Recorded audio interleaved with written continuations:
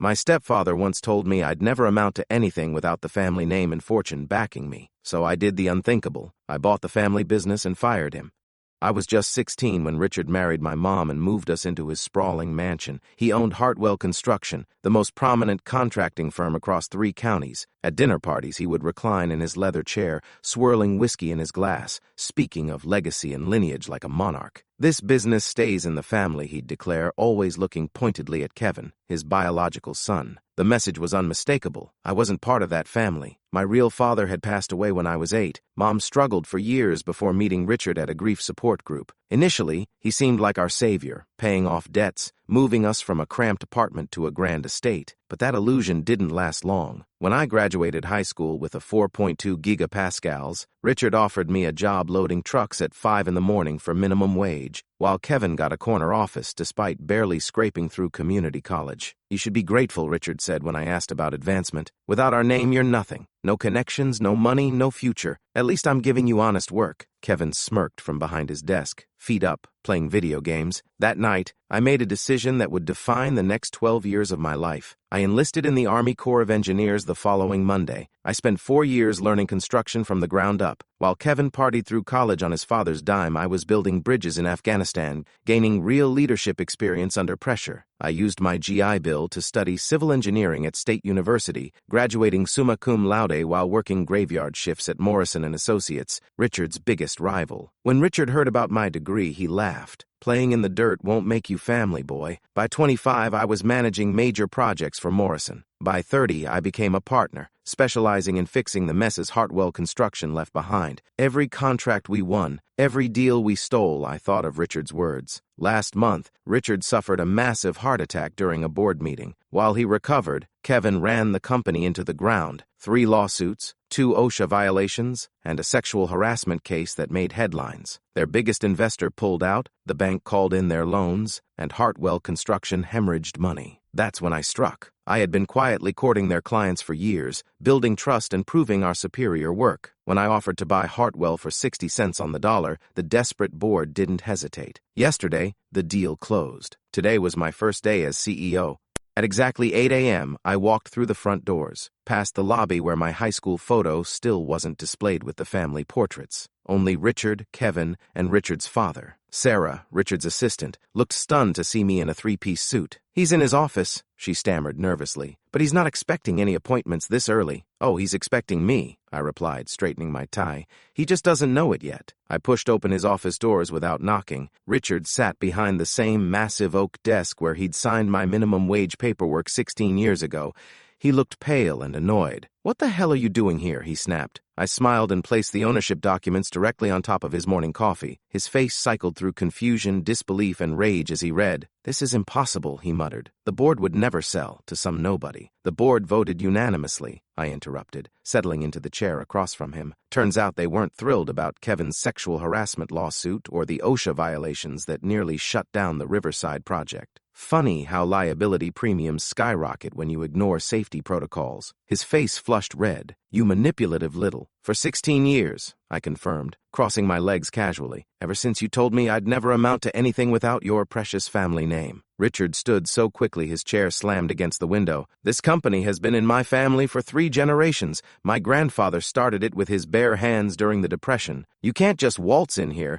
"And actually I can," I said calmly. "I did. And now I need to discuss your severance package." The word hit him like a physical blow. You're firing me?" "Effective immediately." I slid a manila envelope across the desk. 2 weeks' pay as required by law. Your company car keys, access card, credit cards, and Amex need to be returned before you leave today. For a moment, I thought he might have another heart attack. Clutching his chest, he wheezed. 16 years. I put a roof over your ungrateful head, fed you, clothed you, gave you opportunities, and reminded me every single day that I wasn't really family. I cut in, keeping my voice steady, that I was nothing without your name, that I should be grateful for scraps. The office door burst open, and Kevin stumbled in, disheveled, reeking of alcohol. "Dad, what's going on?" Security had called him. He stopped mid-sentence when he saw me sitting in the client chair like I owned the place, which technically I now did. "What's he doing here?" Kevin demanded.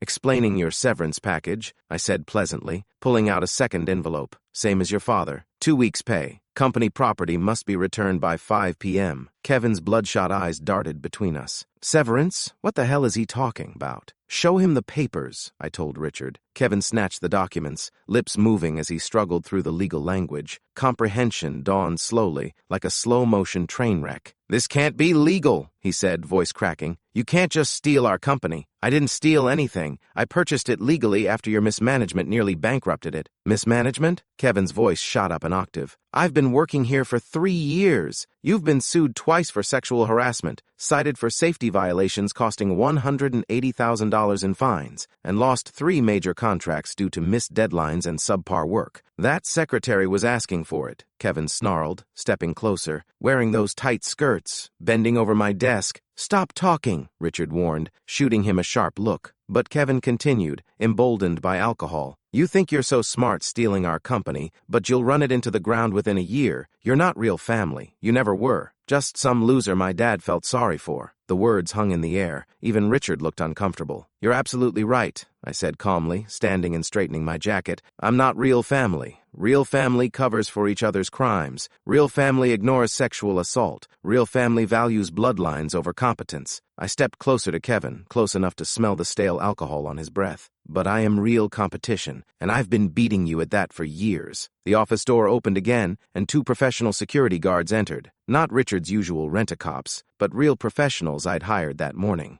Gentlemen, I said, please escort these 2 off the property. They're no longer employed here and need to collect their belongings under supervision. Kevin started to argue, but one of the guards, a former Marine who looked like he could bench press a truck, stepped forward. Sir, we can do this the easy way or the hard way. Your choice. Richard put a restraining hand on Kevin's arm. Let's go, son. We're done here. As they reached the door, Richard turned back. His face had aged 10 years in the past hour. This isn't over, he said quietly. Yes, it is, I replied, settling into his chair. My chair now. It's been over for years. You just didn't know it yet. After they left, I called Sarah into the office. Sarah, schedule an all-hands meeting for 10 a.m. in the main conference room.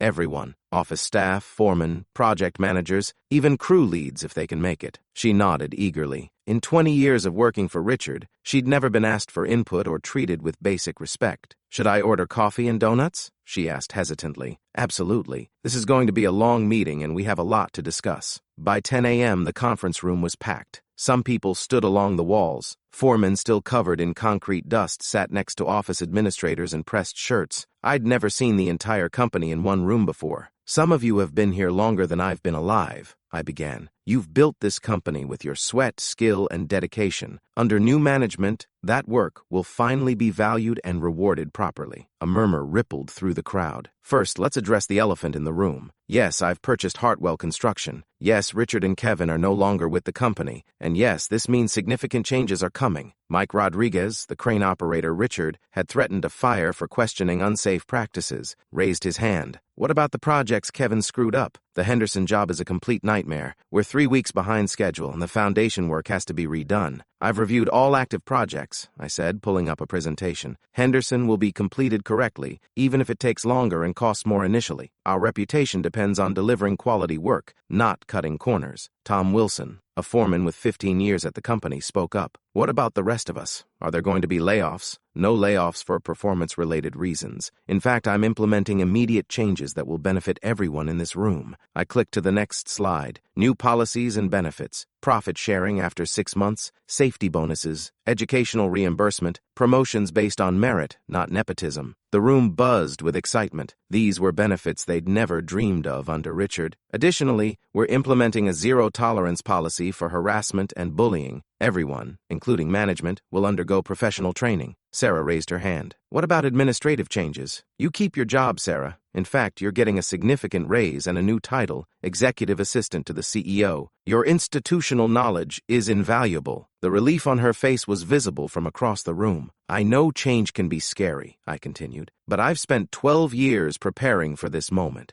I've seen how successful companies operate, how they treat their employees, and how they build lasting client relationships. Danny Martinez, one of the younger workers, called out, "What about the sexual harassment stuff? Are you going to clean house there too? Anyone with substantiated complaints will undergo mandatory retraining. Multiple violations will result in termination. We're building a workplace where everyone can do their job without fear or harassment." The meeting lasted 2 hours. People asked questions about everything from vacation policies to equipment upgrades. For the first time in company history, employees felt heard. As the crowd dispersed, Mike Rodriguez approached me. "I just wanted to say thank you. Richard would have fired me last month for complaining about the unsafe scaffold on the Henderson project. 3 guys could have been seriously hurt. That's exactly why those reports are important," I said. "Safety isn't negotiable." Over the next weeks, word spread through the industry like wildfire. Hartwell Construction had new leadership, new standards, and new integrity. 3 major developers who'd stopped using Richard's company called within the first month. Henderson Development, ironically, wanted to discuss a new project. "We heard about the changes," their project manager explained during our meeting. "The commitment to quality and safety. That's the kind of partner we want." The local newspaper ran a front-page story, "Family business gets fresh start under new leadership." They interviewed employees who praised the improved culture and transparent management style. "It's like working for a completely different company," Sarah told the reporter. "We actually have a voice now." The article included a photo of me standing in front of the company headquarters with a group of employees. Everyone was smiling, something rare under Richard's reign, but not everyone was happy with the changes. Richard tried to start his own competing firm, Heritage Construction, but no bank would finance him. His OSHA violations, EPA investigations, and harassment lawsuits had made him toxic to lenders. He also tried to recruit former Hartwell employees, promising higher wages and a real family atmosphere. Only 2 people left, both friends of Kevin's who'd been involved in workplace harassment. Kevin bounced between jobs for months, unable to explain his employment gap without admitting he'd been fired from his own family's company. Eventually, he took a position as an assistant project manager at a small firm in Florida. "Mom called me 3 weeks after the takeover. Richard says you humiliated him in front of the entire company, that you planned this revenge for years." "I plan to succeed for years," I corrected. Richard's humiliation was his own doing. He housed me and made sure I knew I wasn't really family every single day for 16 years. There's a difference between raising someone and tolerating their presence. Mom was quiet for a long moment. I could hear Richard in the background, probably coaching her. "He's talking about contesting the sale. Says you manipulated the board, used inside information. The board made a business decision based on financial performance and legal liability. If Richard wants to contest it in court, that's his choice. But he should know I've documented every safety violation, every harassment complaint, every corner he cut to boost profits. This is tearing our family apart." That stung more than I expected. Despite everything, Mom had always been caught in the middle. "No, Mom. Richard tore our family apart 16 years ago when he decided I wasn't good enough to be part of it. I just stopped pretending otherwise." 6 months later, Hartwell Construction had its best quarter in 5 years. The Henderson project finished early and $50,000 under budget. 3 more major contracts were signed, including a $2.3 million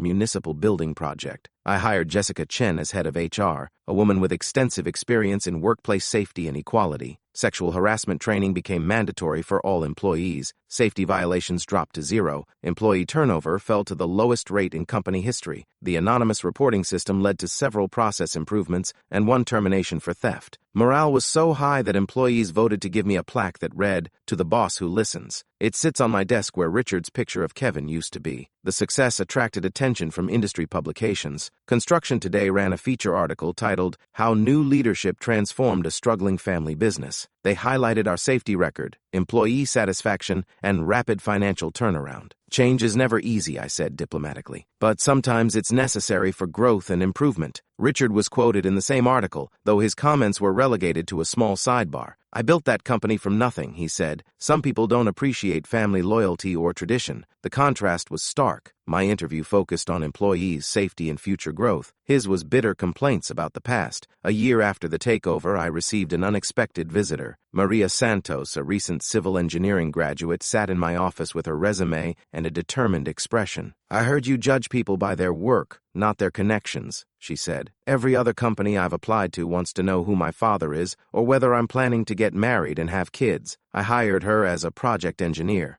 On her first day, I took her to the Riverside project, the one we'd remediated properly despite the cost. "This is what we do here," I told her as we stood in the construction trailer looking at blueprints. "We build things that last. We do it safely. We do it right." She nodded eagerly, hard hat gleaming in the fluorescent light. "And Maria?" I added. In this company, family is what you make it, not what you're born into. Maria proved to be exceptional. Within 6 months, she was leading her own small projects. Within a year, she was managing major construction phases. Her attention to detail and safety-first approach impressed clients and colleagues alike. The Henderson Development Project became a showcase for our new approach. When completed, it was featured in Architectural Digest as an example of sustainable construction practices. The safety record was perfect. No incidents over 8 months of construction. Henderson CEO Patricia Wells called me personally to discuss future projects. We've worked with dozens of contractors over the years. Your team's professionalism and attention to detail is exceptional. We'd like to discuss an exclusive partnership for our next development phase. That contract was worth $15 million over 3 years, but success brought new challenges. Our rapid growth required hiring additional staff and expanding our equipment fleet. I needed experienced project managers who could maintain our standards while handling larger, more complex projects. That's when I made a decision that surprised everyone, including myself. I reached out to some of Richard's former competitors, contractors who lost business to Hartwell's corner-cutting practices over the years. Several experienced professionals were eager to join a company with our reputation for integrity. James Patterson, a project manager blacklisted by Richard for refusing to falsify inspection reports, became our director of quality control. I never thought I'd work for Hartwell Construction, he admitted during his interview. But what you've built here isn't the same company. Within 2 years, we'd grown from 85 employees to 150. The company culture remained strong because we hired people who shared our values, not just our need for workers. Employee satisfaction surveys consistently rated us among the top construction companies in the region. Safety awards lined the conference room walls. Client retention was 95%.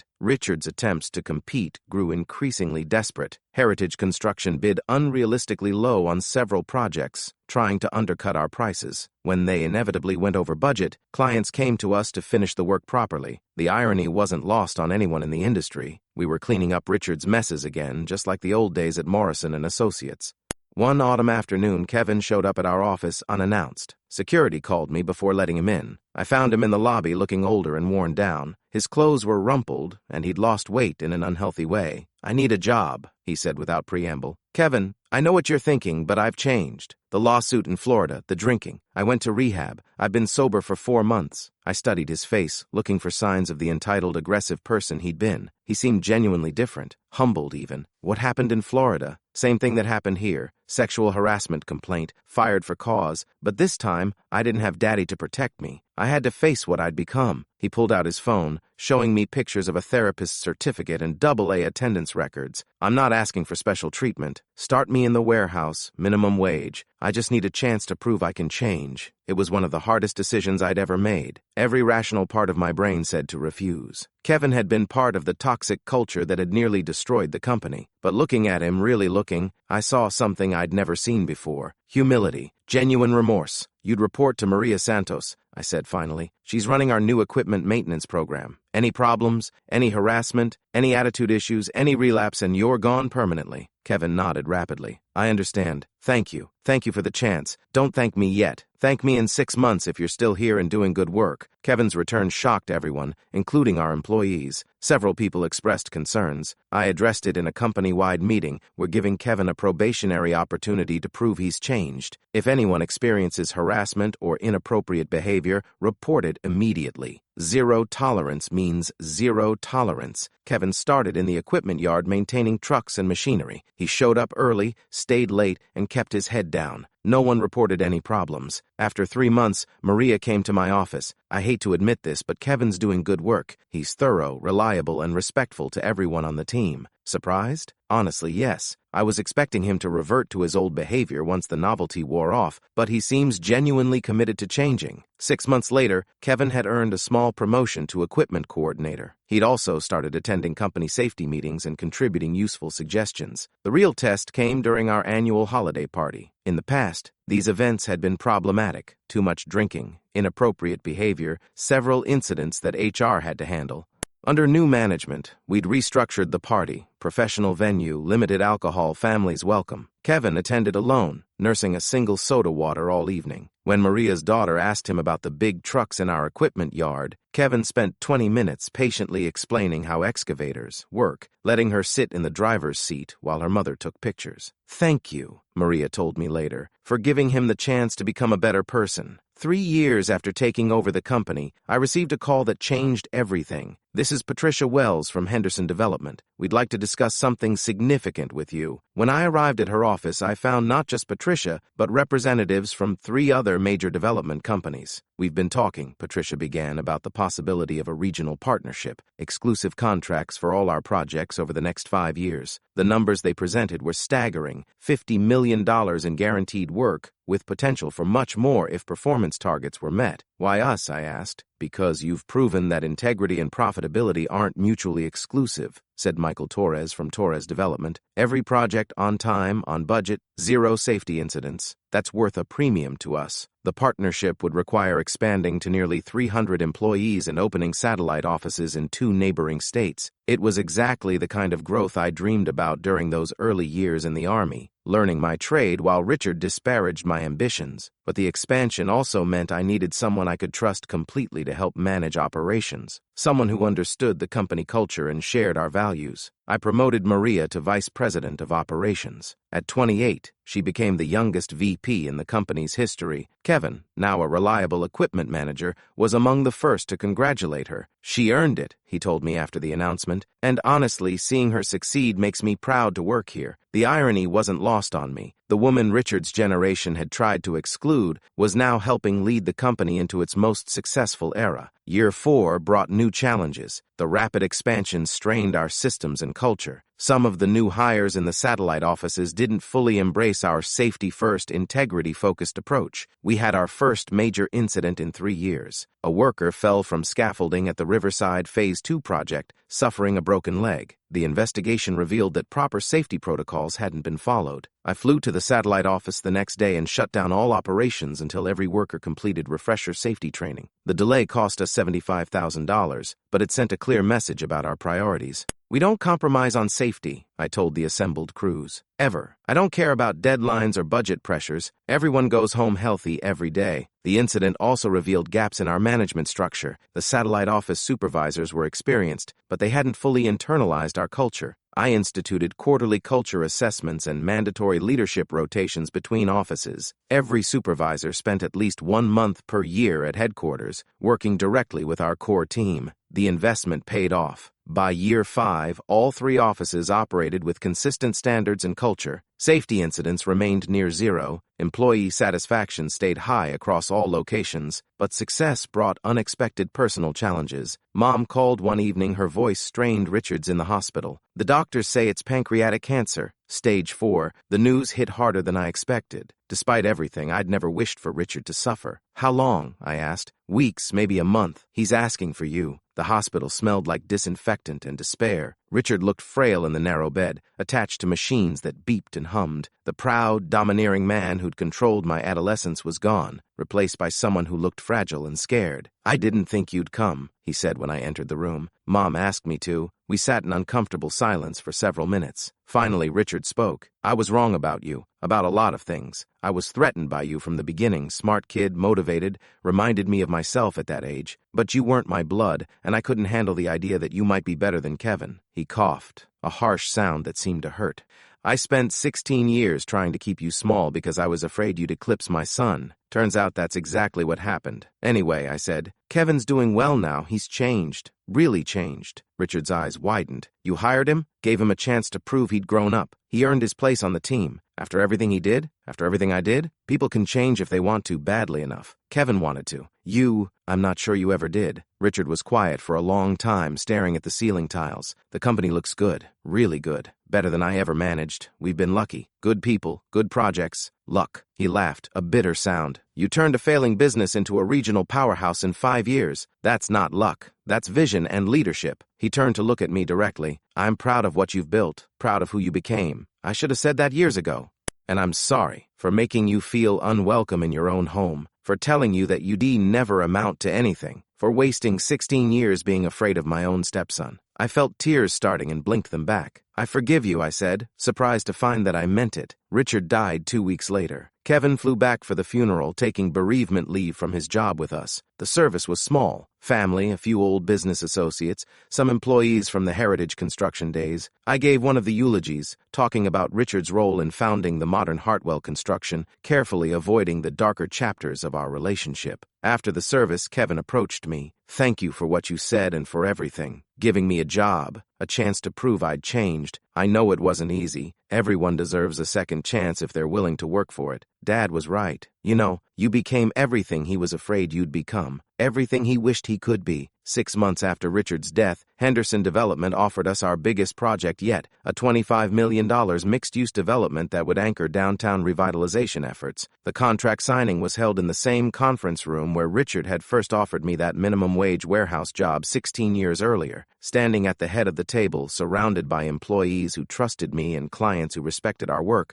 I thought about the scared teenager who'd enlisted in the Army rather than accept Richard's limitations. That kid could never have imagined this moment. Leading a company of 300 people, partnered with the biggest developers in the region, financially secure beyond anything Richard had ever achieved. But more than the money or prestige, I was proud of the culture we'd built, a workplace where Maria could rise to VP based on talent, where Kevin could redeem himself through hard work, where safety and integrity weren't negotiable. As I signed the contract, I glanced at the wall where Richard's portrait had once hung. In its place was a group photo from our latest Safety Award ceremony, 150 smiling faces representing the real heart of Hartwell Construction. After the clients left, I found myself alone in the conference room, looking out at the construction yard where I had once loaded trucks for minimum wage. Sarah knocked on the door frame. "The new business cards arrived," she said, handing me a box. "Thought you might want to see them." I opened the box and pulled out a card. Michael Hartwell, Chief Executive Officer, Hartwell Construction,